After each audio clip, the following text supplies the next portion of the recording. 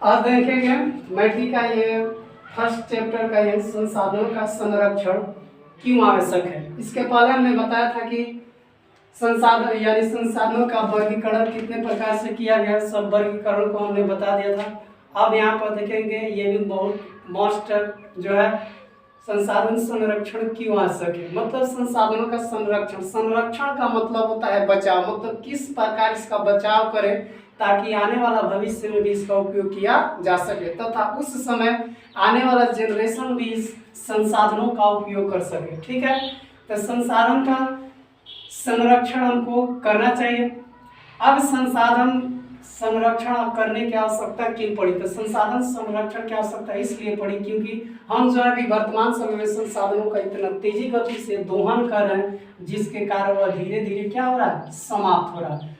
और इसके समाप्त हो जाने से कारण जो होगा हमारे सामाजिक, आर्थिक, पर्यावरणीय समस्याएं जो होते हैं उत्पन्न हो रहे हैं। जैसे मान लीजिए सामाजिक क्या है, अगर संसाधनों का उपयोग अगर हम अत्यधिक दोहन तरीके से करें, बड़ी तेजी गति से करें, तो समाज यानी आने वाला जो जनरेशन है, जो समाज है, उसमें अगर वह नहीं मिल पाएगा तो फिर हमारे लिए एक समस्या उत्पन्न खड़ी कर सकती है। उसी तरह आर्थिक यानी संसाधन है तो आर्थिक, आर्थिक कहने का मतलब होता है कि रुपया पैसा, मतलब सीधा तौर तरीके पर हम जान सकते हैं रुपया पैसा यानी संसाधन है तो हमारे पास आर्थिक गतिविधियां भी खुली रहती है। लेकिन संसाधन को हम जैसे जैसे समाप्त करेंगे तो आर्थिक गतिविधियां भी हमारा कम होगा। आर्थिक गति मतलब संसाधन है तो हम किसी दूसरे से देश से व्यापार भी कर सकते हैं, किसी दूसरे को दे सकते हैं, एक्सपोर्ट इंपोर्ट हमारा जो होगा बना रहेगा।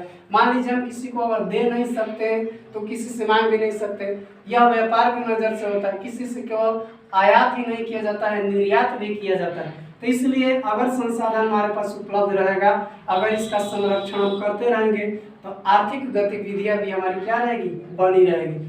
नेक्स्ट इसमें कि पर्यावरणीय समस्या, तो पर्यावरणीय समस्या जो है इससे बहुत तेजी गति से समस्या जो उत्पन्न हो रही है। जैसे मान लीजिए कोयला है, पेट्रोल है, जो भी ईंधन जीवाश्म ईंधन है, अगर उसका हम तेजी गति से दोहन कर रहे हैं तो उससे जो होता है उससे जो है आपको जहरीली गैसें उत्पन्न हो रही है, कार्बन डाइऑक्साइड की मात्रा बढ़ रही है। कार्बन डाइऑक्साइड की मात्रा बढ़ने से क्या हो रहा है, क्लाइमेट जो है हमारा चेंज हो रहा है। क्लाइमेट चेंज होने के साथ साथ ग्लोबल वार्मिंग की समस्या आ रही है। आज वर्तमान समय में जितना मान लीजिए कृषि पर प्रभाव पड़ा है, पर्यावरण पर प्रभाव पड़ा है, असमय वर्षा हो रही है, तो यह सब क्या है, पर्यावरणीय समस्या कहलाएगी। यह भी समस्या किससे उत्पन्न होती है, तो संसाधनों को अत्यधिक दोहन करने से। ठीक है, इसके अतिरिक्त है जो इसके लिए प्राकृतिक खनिज जो है, धातु है, उसका भी हम तेजी गति से दोहन कर रहे हैं। तो उपलब्ध यही बनता है कि संरक्षण करने के लिए हमारे पास जितना जो प्राकृतिक संसाधन है, चाहे मानवकृत हो और चाहे प्राकृतिक हो। मानवकृत कहने का मतलब होता है जिसको हमने बनाया, और प्राकृतिक का कहने का मतलब होता है कि जिसको हमने नहीं, यानी प्राकृतिक ने हमें खुद दिया है, वह स्वतः उत्पन्न हुआ है, जिसको हम बना नहीं सकते, मानव जिसको नहीं बना सकता है, तो वह कहलाएगा आपको प्राकृतिक संसाधन। और जिसको मानव बना सकता है उसको कहा जाता है आपको मानवकृत संसाधन। इसलिए इस खनिज को भी हमें उतना ही तेजी गति से दोहन नहीं करना चाहिए, ताकि यह हमारे पास अगर तेजी गति से करेंगे तो आने वाला जो होगा भविष्य में इसको भी हम क्या करेंगे, समाप्त कर दें। तो उपरोक्त यानी इसको ऐसे भी लिख सकते हैं, ये बोर्ड पर डायरेक्ट आप देखकर, मानव के विकास के नाम पर संसाधनों का अविवेक पूर्ण तथा अत्यधिक दोहन किया जा रहा है, जिसके कारण सामाजिक, आर्थिक एवं पर्यावरणीय समस्याएं उत्पन्न हो रहे हैं।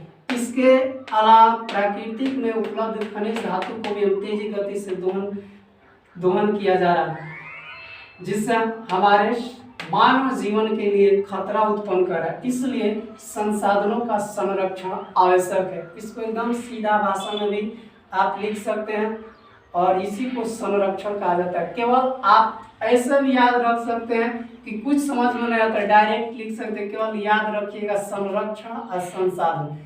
संरक्षण का मतलब होता है बचाव की, बचाव संसाधनों का किस लिए करना चाहिए, बस आप इसी पर इसको क्या कर सकते हैं, लिख सकते हैं। तो इसको कहेंगे प्राकृतिक संसाधनों का संरक्षण। ठीक है, तो इसको आप लिख सकते हैं और लिख के आप आराम से इसको एक दो बार पढ़िएगा, याद हो जाएगा।